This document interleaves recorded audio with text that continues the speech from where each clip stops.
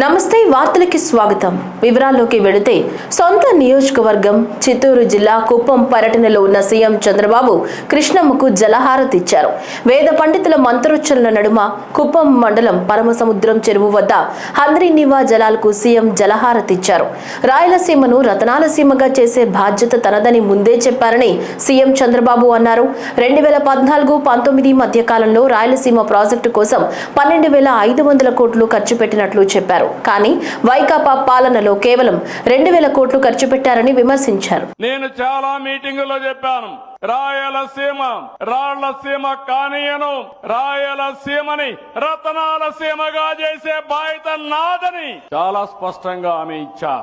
నేను అవన్నీ హామీ ఇస్తే నేను చాలా ప్రయత్నాలు కూడా చేశాను. మీరు ఆ విషయం కూడా గుర్తుపెట్టుకోవాల్సిన అవసరం ఉంది. ఈ రోజు ఈ ప్రాజెక్ట్ ఉంది. తెలుగుదేశం పార్టీ 14-19లో 12,500 కోట్ల రూపాయలు రాయలసీమ ప్రాజెక్టు కోసం ఖర్చు పెట్టాం. అదే వైఎస్ఆర్ కాంగ్రెస్ పార్టీ వచ్చింది 2,000 కోట్లు ఖర్చు పెట్టారు. ఇప్పుడే మా మిత్రుడు రామానాయుడు గారు చెప్పారు. నేను ఒకటే మిమ్మల్ని అడుగుతున్నా, ఈ రోజు పాత రోజులు ఒకసారి గుర్తుపెట్టుకోవాలి. ఏం తమ్ముళ్ళు ఆ రోజు జ్ఞాపకం ఉందా వచ్చి ఇక్కడ చేసిన పని అని మిమ్మల్ని అడుగుతున్నా. సినిమాల్లో చూసాం, గేట్లతో సెట్టింగులు వేసి నీళ్లు కూడా బయట నుంచి తీసుకొచ్చి ఆ నీళ్లన్నీ కూడా వదిలిపెడితే విమానం ఎక్కే లోపల నీళ్లన్నీ ఇంకిపోయినాయి. అవునా కాదా అని మిమ్మల్ని అడుగుతున్నా. గుర్తుంటే చేతులు పైకెత్తండి. అబద్ధాలు చెప్పడంలో దిట్ట ఆ పార్టీ. అసాధ్యమైన పనుల్ని సాధ్యం చేయడం ఎన్డీఏ. అవునా కాదా అని అడుగుతున్నా.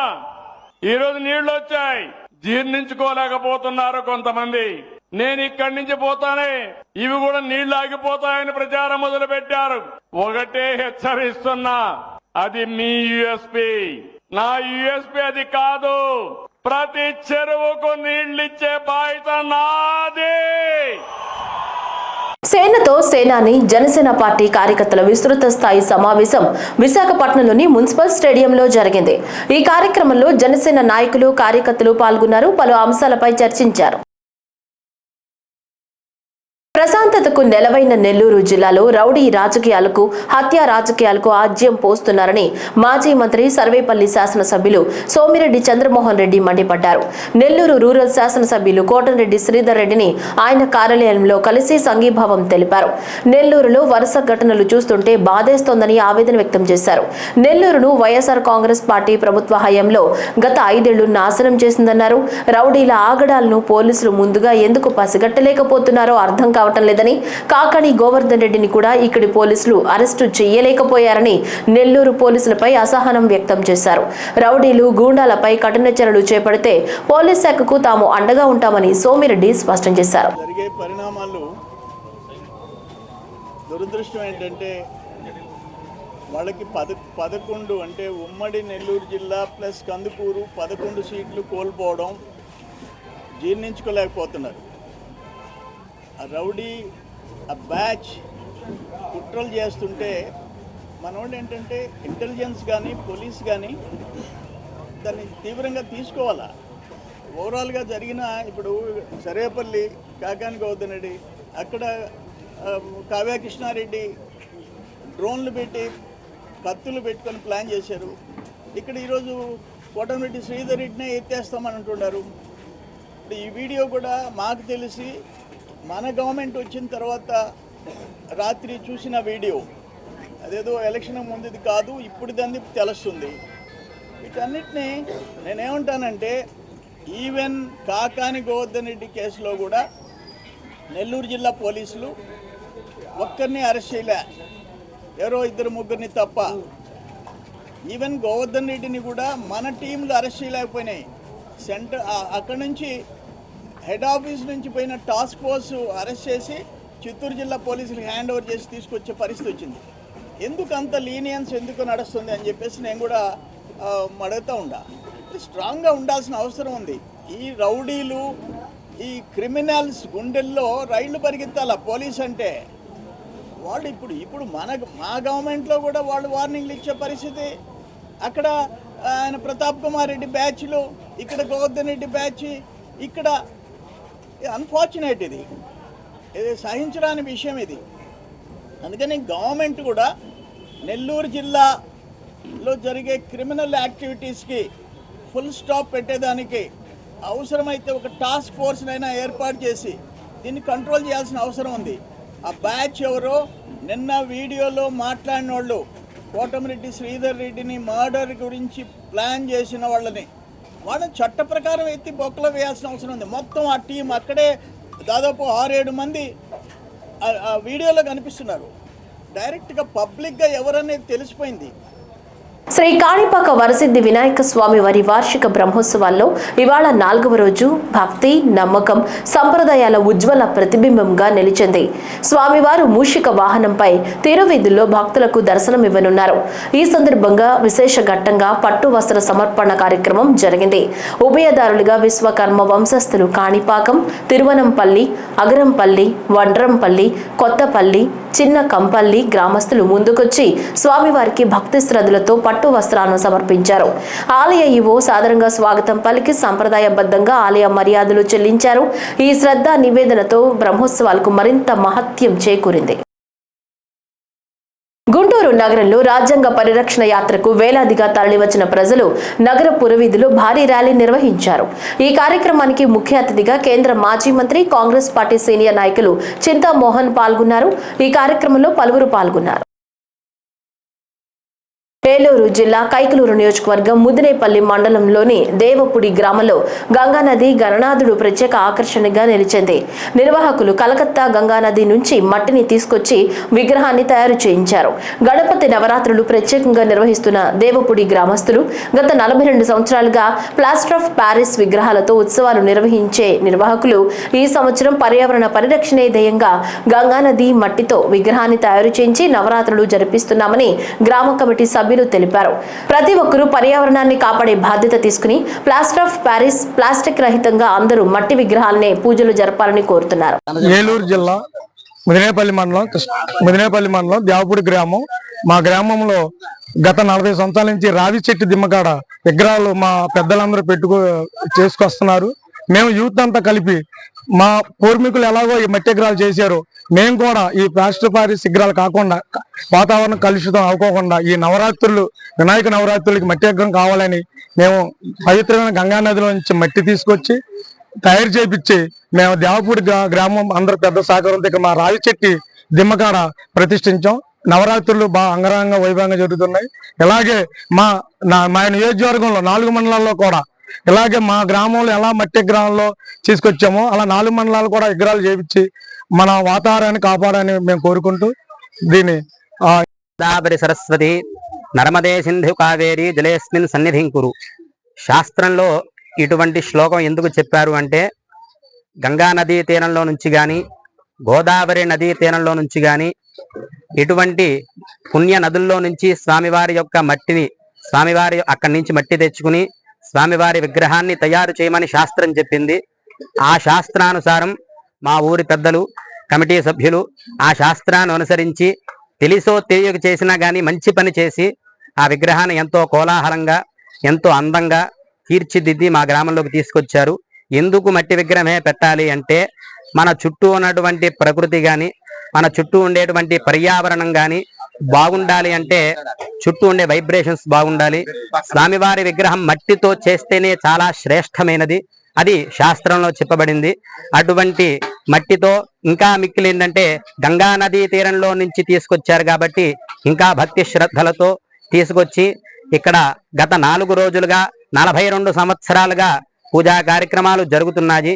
కాబట్టి ప్రతి ఒక్కరూ గమనించుకుని ఇలా ఈ నియోజకవర్గంలో కానీ, మన రాష్ట్రంలో కానీ, దేశంలో కానీ ప్రతి ఒక్కరూ ఈ వీడియో చూసిన ప్రతి ఒక్కరూ కూడా గమనించుకుని ఈ సంవత్సరం అయిపోయినా కానీ వచ్చే సంవత్సరం నుంచి మట్టి విగ్రహం పెట్టి శాస్త్రానుసారంగా పూజా కార్యక్రమాలు జరిపి స్వామివారి యొక్క పరిపూర్ణ అనుగ్రహము పొందాలని ఈ దేవపూడి గ్రామంగా మేము కోరుకున్నాం. కాకినాడ జిల్లా పెద్దాపురం మండలం కాండ్రకోట నుంచి తొలి తిరుపతికి కాలినడకన 3 మహిళలు వెళుతుండగా ఉలిమేశ్వరం చదలాడ పామాయిల్ తోట సమీపాన ఓబిలిశెట్టి అమ్మలు అనే మహిళను చంపేస్తానని బెదిరించి ఆమె మెడలో ఉన్న సుమారు 4 కాసుల బంగారు గొలుసును గుర్తు తెలియని దుండగులు చోరీ చేశారు.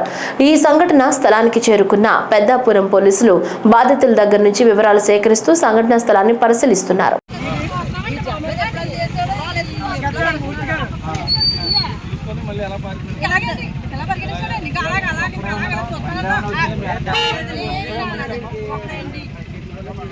ఓబులసిటీ వెంకట విజయలక్ష్మి నా పేరు. మాది కాంట్రకోట గ్రామం అండి. ఇలా మా తోటిపాడులో నేను 7 వారాలు గుడికనండి చిన్న తిరుపతి బయలుదేరామండి.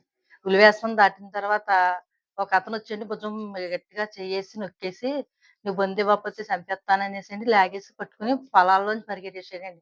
మేము మా తోటిపాడులో నేను కూడా గట్టిగా అరిసామండి, బాబాయ్ బాబాయ్ దొంగడు దొంగడు దొంగడు అంటే మా ఎదురుగుంటానే పరిగెడుతున్నాడండి. అంతలోకి ఆడు పోయేటప్పటికి అందరూ వచ్చారండి.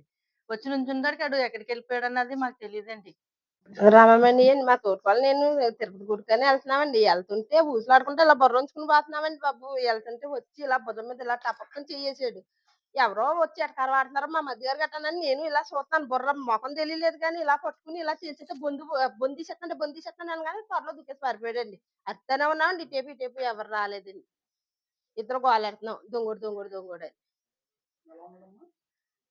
ఎత్తుగా ఉన్నాడండి, హైట్ గా బలంగానే ఉన్నాడండి.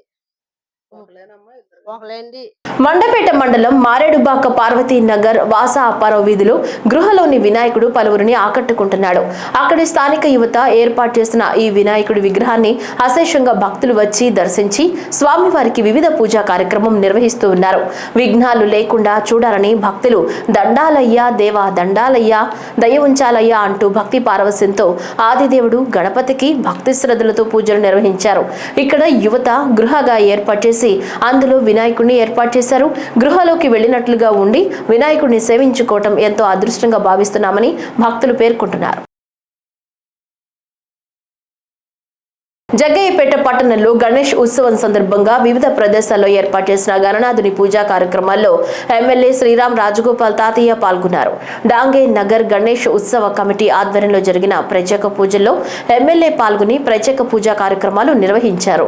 అనంతరం అన్నదాన కార్యక్రమాన్ని ప్రారంభించారు. అదేవిధంగా డాంగే నగర్ పెద్దాయన వీధిలో గణేష్ ఉత్సవ కమిటీ నిర్వహించిన పూజల్లో కూడా పాల్గొని గణనాథుని ఆశీర్వాదం అందుకున్నారు.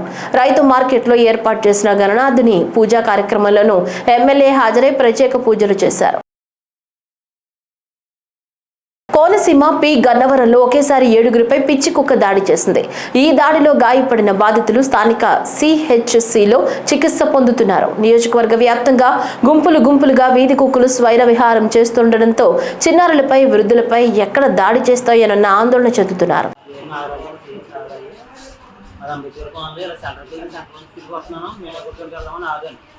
కాల్ కింద ఉంది, బండి ఉన్న కాల్ పట్టేసుకుంటాను. వెంటనే నేను హాస్పిటల్కి వచ్చాను. ఇప్పుడు వచ్చేటప్పటికి 7 బాబు కుక్క వచ్చిందని అడిగారు. అదే జరిగింది. వెంటనే 4 నెలలు అన్ని బాగా చూడారు. నైట్ మొత్తం కొనమంది బాబు బండి కట్టాలి. బండి అన్నీ అయిపోయి కూడా తణుకు వచ్చేస్తున్నాయి అంటారు. చిత్తూరు జిల్లా కాణిపాకంలోని శ్రీ స్వయంభూ వరసిద్ధి వినాయక స్వామివారి దేవస్థాన నిత్యాన్నదానానికి విశేషమైన విరాళం అందింది. విజయవాడకు చెందిన శ్రీ గుమ్మడి అన్వేష్ కుటుంబ సభ్యులతో కలిసి 25 లక్షల రూపాయలు విరాళంగా అందించారు. ఈ సందర్భంగా దేవస్థానం ఈవో పెంచల కిషోర్ దాత కుటుంబానికి ప్రత్యేక దర్శన ఏర్పాట్లు చేసి తీర్థ ప్రసాదాలు శేషవస్త్రం చిత్రపటాన్ని అందజేశారు. ఈ కార్యక్రమంలో ఆలయ AEO Ravindrababu, superintendent Vasu, CFO Nageswararao, temple inspector Balaji Naidu తదితరులు పాల్గొన్నారు.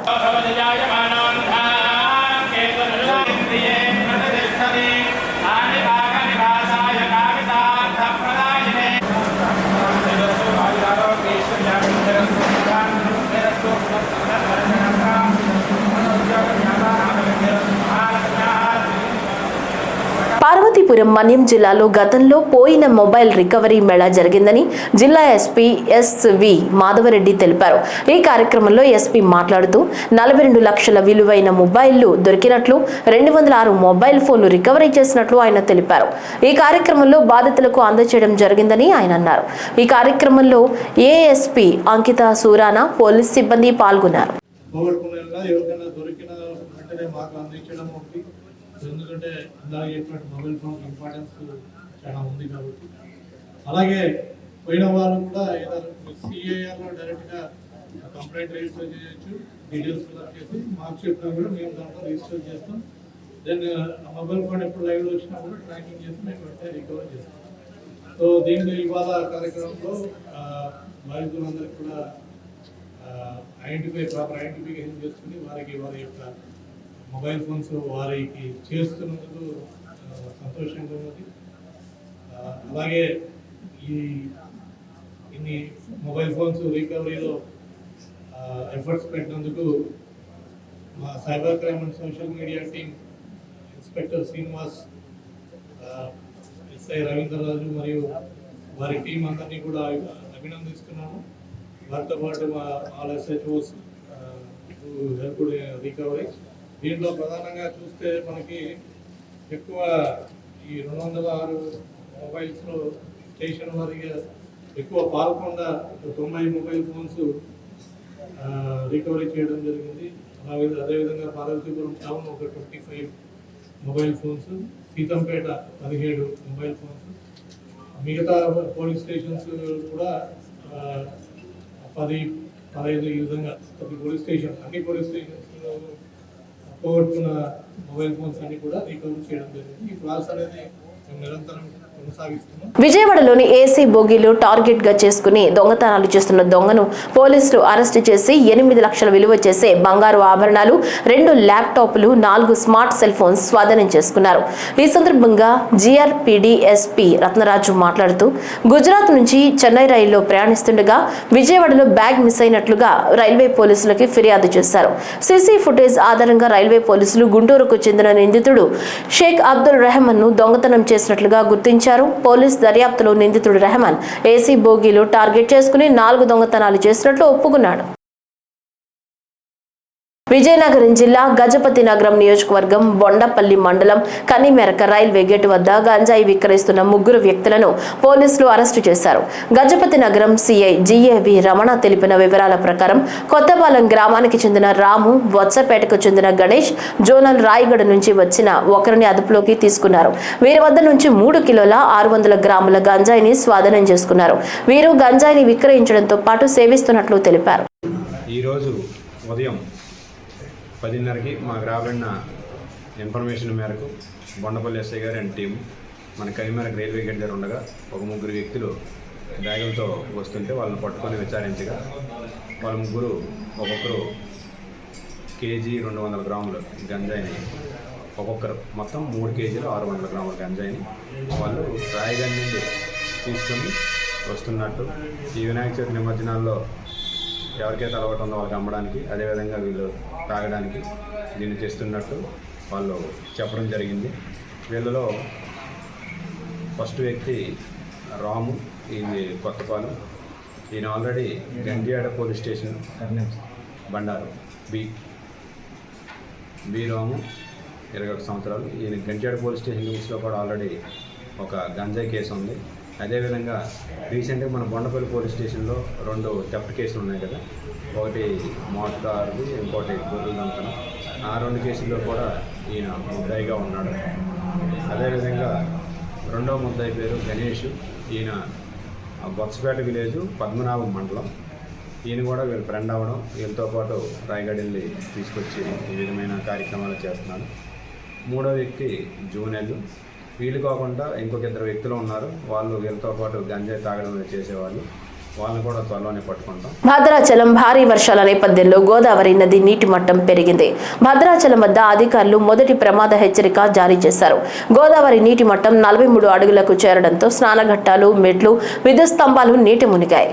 పర్ణశాల వద్ద పెరిగిన గోదావరి ప్రవాహానికి సీతమ్మ విగ్రహం నీట మునిగింది. స్నానాలు చేసేందుకు భక్తులు నదిలో దిగేటప్పుడు అప్రమత్తంగా ఉండాలని అధికారులు హెచ్చరించారు. తాళరేవు మండలం కోరంగి పంచాయతీ ఆంధ్రప్రదేశ్ అటవీశాఖ మడ ఫారెస్ట్ అధికారులు బొక్కుసోర వాల్ షార్క్ వారసత్వంలో భాగంగా రేంజర్ SSR వరప్రసాద్ ఆదేశాల మేరకు సముద్రంలో ఉన్న గంభీరమైన చేపలను కాపాడుదాం, ప్రపంచవ్యాప్తంగా రక్షణ స్థాయిలో ఉన్న ఈ బొక్కసొరను కాపాడుదాం, చేయి కలుపుదామంటూ ప్రచారం చేశారు.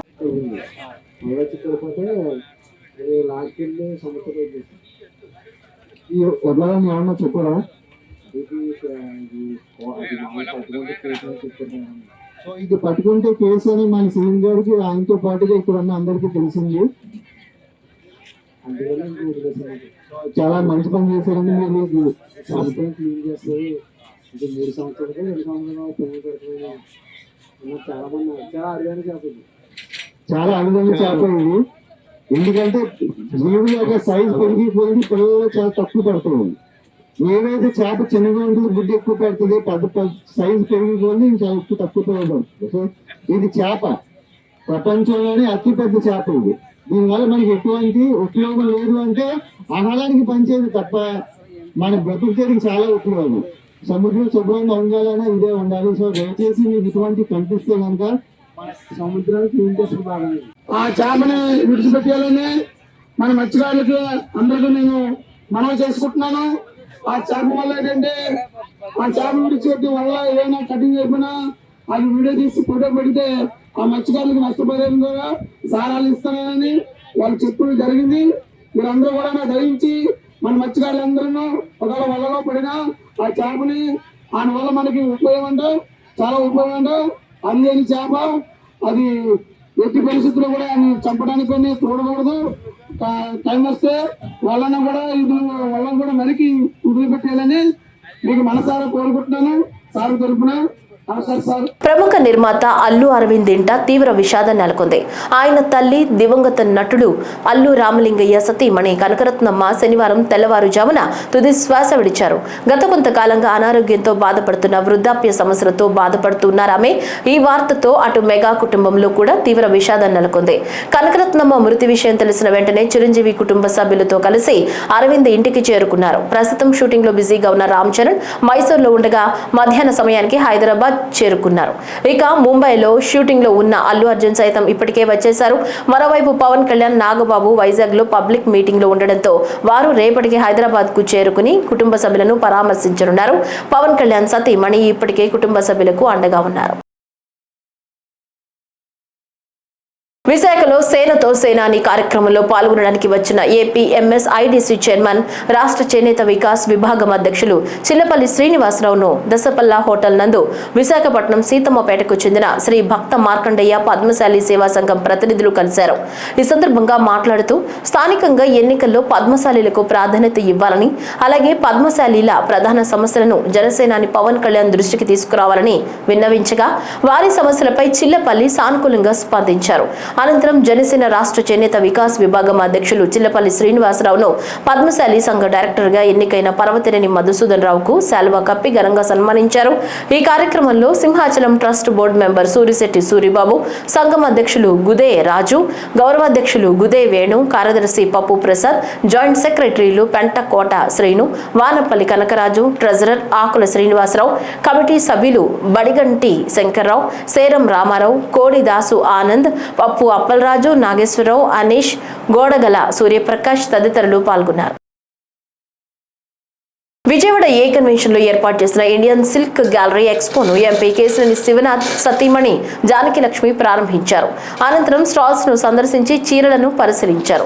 ఈ సందర్భంగా మాట్లాడుతూ చేనేత వస్త్రాలు సంస్కృతి సంప్రదాయాలను ప్రతిబింబిస్తాయని, మహిళలకు చీరలంటే ఎంతో మక్కువ అని అన్నారు. ఈ ఎగ్జిబిషన్ లో ఏర్పాటు చేసిన అన్ని రకాల ఐటమ్స్ బాగున్నాయని, వస్త్రాలను ప్రోత్సహించాల్సిన అవసరం ఎంతైనా ఉందన్నారు. దసరా, దీపావళి పండుగల నేపథ్యంలో ప్రజలు షాపింగ్ చేసి ఎగ్జిబిషన్ ను ఆదరించాలని కోరారు.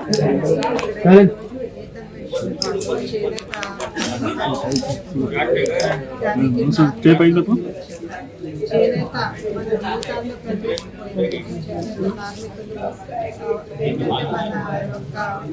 వాళ్ళ నైపుణ్యాన్ని చీరల్లో వేసి మనకి చెప్తా ఉంటారు. ఇది మన కళకి ప్రతిబింబమే కాకుండా మన సాంప్రదాయం కూడా. ఎందుకంటే మన పెళ్ళిళ్ళకి దేనికైనా మన చీరలు, ఇప్పుడు కంచి చీరలని, పాడ చీరలని అవన్నీ కూడా వేసుకుంటూ ఉంటామండి. ఇక్కడైతే అందరూ వీవర్స్ అది కూడా వచ్చారు. 2-3 స్టాల్స్ చూడటం జరిగింది. చాలా అద్భుతంగా ఉన్నాయండి. కొత్త కొత్త డిజైన్స్ అవి వచ్చినాయి. అందరూ ఈ 31 ఈ 3 రోజులు ఇక్కడ స్టాల్స్ ఉంటాయండి. అందరూ వచ్చి తప్పకుండా ఈ అవకాశాన్ని సద్వినియోగం చేసుకోండి. దసరా, దీపావళి మళ్ళీ పెళ్లిళ్ళ సీజన్ ఉంది కాబట్టి తప్పకుండా అందరూ వచ్చి ఈ అవకాశాన్ని వాడుకోవాల్సిందిగా ప్రార్థిస్తున్నానండి. అంతేకాకుండా ఇప్పుడు మనం చేనేత అన్నది మనకి పూర్వ తరాల నుంచి వచ్చిందండి. మనము ఆ చీరలన్నీ వాళ్ళంతో కష్టపడి నేస్తారు. ఒక్కొక్క చీర నేయడానికి నెల రోజులు కూడా పట్టొచ్చు, 2 నెలలు పట్టొచ్చు, 3 నెలలు పట్టొచ్చు. దేశానికి రైతే రాజు, రైతే వెన్నెముక అంటారు. అది మాటలకే పరిమితంగా మిగిలింది. పెద్దాపురం మండలం పులిమేశ్వరం రైతు భరోసా కేంద్రం దగ్గర రైతులు ఇక్కట్లు పడుతున్నారు. రైతు భరోసా కేంద్రం మీద బారులు తీరి ఒకరి మీద ఒకరు ఎక్కి మరి బస్తా కోసం ఎదురు చూపులు చూస్తున్నారు. రాష్ట్రం అంతటా కూడా ఇదే పరిస్థితి నెలకొంది. మీకు ఒక బస్తాలు ఇచ్చారు. ఎన్ని గంటలకు వచ్చారు? 7 గంటలకు వచ్చాను. ఎన్ని ఎకరాలు ఉంది మీకు? మాకు ఏదైతే 8 ఎకరాలు. ఎన్ని బస్తాలు పడతాయి మీకు? మాకు 10 బస్తాలు పడతాయండి. ఎన్ని బస్తాలు ఇస్తున్నారు? ఒకటే. మరి అడగలేదా మీరు? ఏం అడుగుతామండి? మరి అక్కడ ఫైట్ చేస్తున్నారో అడగాలి కదా. అయితే నేను ఏమాత్రం జీవనాలు అందరినీ ఇలాగా ఎంటికి తీసేస్తాను. కాకా లొంగాను ఇప్పుడు. సరే మేడం గారు 3 సార్లు ఇస్తున్నాడు. ఒకసారి కాదు, ఇప్పుడు 3 సార్లు తీసుకున్నాడు. 3 సార్లు మళ్ళీ ఎక్కారు. మళ్ళీ 3 సార్లు ఎక్కారమ్మా. వచ్చేయానికి మానేస్తాం. చెప్పండి, నేను బాధపడి చెయ్యి రూపాయలు నా పిల్లల్ని ఎవరు కొన్ని కట్టకపోతే పూలే 6,000 కట్టాను పూలు. నెల్లూరులో రౌడీ షీటర్స్ ముఠాలను పెంచి పోషించింది కోటరెడ్డి శ్రీధర్ రెడ్డి కాదా అని ప్రశ్నించారు మాజీ మంత్రి కాకణి గోవర్ధన్ రెడ్డి. ఎమ్మెల్యేలపై హత్యాయత్నం అంటూ కేసులు నమోదవుతున్నాయని, శ్రీకాంత్ పెరోల్ విషయం నుంచి బయటపడడానికి కోటరెడ్డి ఇలా డైవర్షన్ పాలిటిక్స్ ప్లే చేస్తున్నారని ఆరోపించారు. శ్రీకాంత్ కు పెరోల్ మంజూరు చేసింది కూటమి ప్రభుత్వం కాదా అని ప్రశ్నించారు. నిన్నటి నుంచి సరే, ఈ మధ్య నెల్లూరు జిల్లాకు సంబంధించి ఎమ్మెల్యేల మీద వరుస హత్యా ప్రయత్నాలు అని చెప్పి జరగటం లేదు, కానీ కేసులు మాత్రం నమోదవుతున్నాయి. ఒకటి పాపం కావలి ఎమ్మెల్యే మీద మాజీ ఎమ్మెల్యే హత్యా ప్రయత్నం అని ఒకటి కోవూరు ఎమ్మెల్యే గారి మీద నక్సల్స్ హత్యా ప్రయత్నం అని ఒకటి, నిన్న రూరల్ ఎమ్మెల్యే కోటమిరెడ్డి శ్రీధర్ రెడ్డి గారి మీద. అంటే ఈ కేసులో ఎవరు నిరికించాలో హత్యా ప్రయత్నం అనేటువంటిది నాకు అంతుపట్టడం లేదు. ఎందుకంటే ప్రతి హత్యా ప్రయత్నంలో ఎవరినో ఒకరిని ఇరికించడం అనేటువంటిది జిల్లా ఎస్పీకి అలవాటు అయిపోయింది. కాబట్టి రాజకీయాల్లో ఉచ్చ నీచాలు మరిచి మాట్లాడుతున్నారు. నేను అనుకుంటున్నా, రాజకీయాల్లో ఉచ్చ నీచాలు మరిచేటువంటి వాడికి కూడా కనుక చంద్రబాబు నాయుడు ర్యాంకింగ్ ఇస్తే జిల్లాలో నెంబర్ 1 ర్యాంకింగ్ కోటమిరెడ్డి శ్రీధర్ రెడ్డికి వస్తుంది. రూరల్ ఎమ్మెల్యే ఏమి లేదు, నీతి నియమాలు ఏం అవసరం లేదు. అడ్డగోలుగా మాట్లాడడం, అడ్డగోలు వ్యవహారాలు నడపడం, వీటికి సంబంధించి ఎవరోనంటే ఈరోజు నేను అడుగుతున్నా, నెల్లూరులో రౌడీ షీటర్లకు సంబంధించినటువంటి గ్యాంగులను ఏర్పాటు చేసినటువంటి వ్యక్తి నువ్వు కాదా? తెలుగుదేశం ప్రభుత్వం వచ్చిన తర్వాత, కూటమి పాలన వచ్చిన తర్వాత కదా నెల్లూరులో ఈ కల్చర్ రావడం? ఇన్ని హత్యలు ఎప్పుడన్నా నెల్లూరులో జరిగాయా? గత ప్రభుత్వం ఏదైనా హత్యలు జరిగాయా? ఈరోజు నిద్ర లేస్తే పత్రిక తీయాలంటేనే భయం వేస్తుంది. ఎక్కడ ఎవరిని చంపేశారో తెలియటం లేదు. ఏ రోజైనా పేపర్ తెరిస్తే రక్తసిక్తం తప్ప ఏ రోజైనా సరే ఇటువంటి పరిస్థితులు మనం ఈ జిల్లాలో చూసామా? రిషికొండ భవనాలను వాడుకునేందుకు కూటమి నేతలు పోటీ పడుతున్నారని ఆరోపించారు మాజీ మంత్రి గుడివాడ అమర్నాథ్. ప్రభుత్వం జారీ చేసిన జీవోలు రిషికొండ వైఎస్ జగన్ ప్యాలెస్ అని ఎందుకు ఇవ్వలేదంటూ ప్రశ్నించారు. రిషికొండలో పవన్ డ్రామా చేశారు అంటూ ఎద్దేవా చేశారు. CM Chandrababu, deputy CM Pawan Kalyan, మంత్రి లోకేష్ పై తీవ్ర విమర్శలు చేశారు. ఆ భవనాలు ఎలా ఉన్నాయో, వర్షం పడితే ఏమవుతుంటుందో అవన్నీ మీకు కొత్తగా చెప్పాల్సినటువంటి పని లేదు. నిన్న పవన్ కళ్యాణ్ గారు, వారికి సంబంధించినటువంటి వారి శాసనసభ్యులు అందరూ కూడా నిన్న వెళ్ళారు. వారు కూడా చాలా ఆనందపడ్డారు. నా ఉద్దేశంలో వీళ్ళు నాకేం కనబడుతుందంటే, ఇది ముఖ్యమంత్రి గారు వాడాలా, ముఖ్యమంత్రి గారు కొడుకు వాడుకోవాలా, లేకపోతే పవన్ కళ్యాణ్ గారు వాడుకోవాలా, ఎవరు వాడుకోవాలో తెలియనటువంటి పరిస్థితుల్లో ఒకరికొకరు పోటీ పడతా ఉన్నారు ఆ బిల్డింగ్ని వాడుకోవడానికి. మరి మనం తప్పుడు ప్రచారం చేశామే జగన్మోహన్ రెడ్డి గారి మీద. మరి తప్పుడు ప్రచారం మళ్ళీ మనకి ఎక్కడ బూమరాంగ్ అవుద్దేమో అని చెప్పి భయంతో వెళ్ళడం, ఫోటోలు తీసుకోవడం, ఆనందపడిపోవడం, వచ్చేయడం. ఒకసారి నిన్న పవన్ కళ్యాణ్ గారు వెళ్ళిన ఫోటోలు పెట్టమ్మా, పెద్ద ఇది నిన్న ఆయన అంతా తిరిగారు. తిరిగి ఎక్కడో ఒక సీలింగ్, ఒక బోర్డు ఏదో పడిపోయిందని చెప్పి ముందుకెళ్ళమ్మా. పడిపోయింది. పడిపోతే ఎక్కడన్నా ఇక్కడ ఏదో పడిపోతే నా నెత్తి మీద పడిపోదు కానీ మీ మీద పడిపోద్దా? సహజంగా ఏదన్నా ఇక్కడ సీలింగ్ పడిపోయింది అనుకో నా మీద, ఆ సీలింగ్ ఏమో ఆయనకి 8 అడుగుల దూరంలో 6 అడుగులు 7 అడుగుల దూరంలో ఉంది సీలింగు. ఆ పడిపోయిన పెచ్చులేమో ఆయన కాళ్ళ దగ్గర ఉన్నాయి. అది పడిపోయినట్ట పడేసినట్ట అది క్లియర్గా కనబడతా ఉంది. పడిపోయిన దానికి ఎలాగుంటుంది, కావాలని లాగింది ఎలా ఉంటుంది అనేటువంటి దానికి అది పీల్ చేసినట్టు ఉంది. చూడండి, ఆ పైన ఉన్నటువంటి దీనికి ఏదైతే పిఓపి వేస్తారో అది పీల్ చేసి అక్కడ కట్ చేసి కిందకి లాగి పడేసినట్టుగా క్లియర్గా కనబడతా ఉంది. నెక్స్ట్ ఫోటో చూపించమ్మా. విశ్వబ్రాహ్మణ కులస్తుల జన్మ హక్కు అయిన స్వర్ణకాల కుల వృత్తిని వేరొకరి కుల వృత్తి అని మంత్రి నారా లోకేష్ ప్రకటించడం శోచనీయమని నేషనలిస్ట్ జనశక్తి పార్టీ రాష్ట్ర అధ్యక్షులు ఎన్ సూరిబాబు అన్నారు. శనివారం గాంధీనగర్ ప్రెస్ క్లబ్ లో ఏర్పాటు చేసిన విలేకరుల సమావేశంలో ఆయన మాట్లాడుతూ ఆగస్టు నెల మొదటి వారంలో మంగళగిరిలో జరిగిన చేనేత కార్మికుల సభలో పద్మశాలి కులస్తులకు 2 కుల వృత్తులు ఉన్నాయని, 1 చేనేత 2 స్వర్ణకార వృత్తి అని ప్రకటించారని తెలిపారు.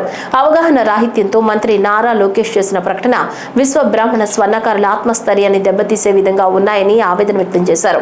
మంగళగిరిలో తనకు ఓటు వేసిన ఒక సామాజిక వర్గానికి మేలు చేయడం కోసం వేల సంవత్సరాల నుంచి వారసత్వ సంపద అయిన స్వర్ణకార వృత్తిని వేరొకరికి ప్రకటించడం బాధాకరమన్నారు. మంత్రి నారా లోకేష్ తక్షణం స్పందించి తన వ్యాఖ్యలను వెనక్కి తీసుకోవాలని, లేదంటే ఉద్యమ బాట పడతామని పేర్కొన్నారు. ఈ కార్యక్రమంలో విశ్వకర్మ ఐక్య వేదిక కో కన్వీనర్ కుమ్మూరు రమేష్ కుమార్, రాష్ట్ర నాయకులు గోకవరపు శ్రీనివాస్, నక్కా చైతన్య, చప్పాడ చందు తదితరులు పాల్గొన్నారు. ఈ సమావేశం ఉద్దేశం ఏమిటంటే, మరి ఈ నెల మొదటి వారంలో మంగళగిరిలో జరిగినటువంటి ఒక చేనేత సోదరుల సభలో గౌరవ విద్యాశాఖ మంత్రి నారా లోకేష్ గారు మరి చేనేత సోదరులను ఉద్దేశించి పద్మశాలి సోదరులకు 2 కుల వృత్తులు ఉన్నాయని, 1 చేనేత పని అని, 2ది స్వర్ణకార వృత్తి అని ప్రకటించడం జరిగింది. వారు అవగాహన రాహిత్యంతో అన్నారో లేక రాజకీయ కోణంలో అన్నారో మాకైతే తెలియదు. కానీ వారు ఒక విషయం తెలుసుకోవాలి, కుల వృత్తి అన్నది పుట్టుకతో సంక్రమించే జన్మ హక్కు. విశ్వబ్రాహ్మణ కులస్తులకు 5 కుల వృత్తులు ఉన్నాయి. 1 కమ్మరం, 2 కంచరం, వడ్రంగం, శిల్పకార, అలాగే స్వర్ణకార అనే 5 వృత్తులు ఈ విశ్వబ్రాహ్మణ విశ్వకర్మ కులస్తులకు ఉండగా, మరి సాధారణంగా ఏ కులానికైనా ఒకే వృత్తి ఉంటుంది. వీరికి 5 వృత్తులు ఉండడం చేత ఈ 5 వృత్తుల్లో కూడా వీరు నిష్ణాతులుగా ఉన్నారు. అయితే మరి ఏదైతే ఈ వీరికి చెందిన కుల వృత్తి ఏదైతే స్వర్ణకార వృత్తి ఉందో ఆ కుల వృత్తి పద్మశాలి కులస్తుల కుల వృత్తి అని నారా లోకేష్ గారు నొక్కి వక్కాడించారు. పద్మశాలి కులస్తులకు 2 కుల వృత్తులు ఉన్నాయి, 1 చేనేత 2 స్వర్ణకార అని చెప్పారు వారు. మేము దీన్ని తీవ్రంగా ఖండిస్తున్నాము. నేషనలిస్ట్ జనశక్తి పార్టీ తరపున, అలాగే ఈ తెలుగు రాష్ట్రాల్లో ఉన్నటువంటి 50 లక్షల మంది విశ్వబ్రాహ్మణ విశ్వకర్మ సోదరుల తరపున దీన్ని తీవ్రంగా ఖండిస్తున్నాం. మీరు ఈ వ్యాఖ్యల్ని వెనక్కి తీసుకోవాలి, లేదంటే మరి విశ్వకర్మ సోదరులకు మీరు తీవ్ర అన్యాయం చేసిన వారు అవుతారు.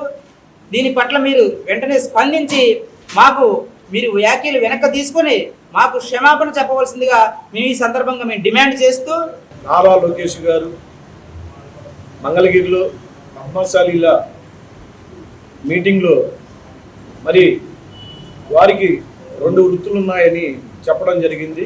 మొదటిది చేనేత వృత్తి అని, 2వది స్వర్ణకార వృత్తి అని చెప్పడం జరిగింది. కానీ అన్న లోకేష్ అన్న, మేము చెప్పేది ఒకటే అన్న, తెలుగుదేశం పార్టీ మీ తాతగారు పెట్టిన కాంచి మేము ఈ ప్రయాణంలో ఈరోజు మీ వరకు విశ్వబ్రాహ్మణులు అభిమానంగా ఉన్నారన్న. కానీ మీరు మా వృత్తిని వారికి ఆపాదించడం చాలా బాధాకరంగా ఉంది. ఈ వార్తలు ఇంతటితో సమాప్తం. నమస్కారం.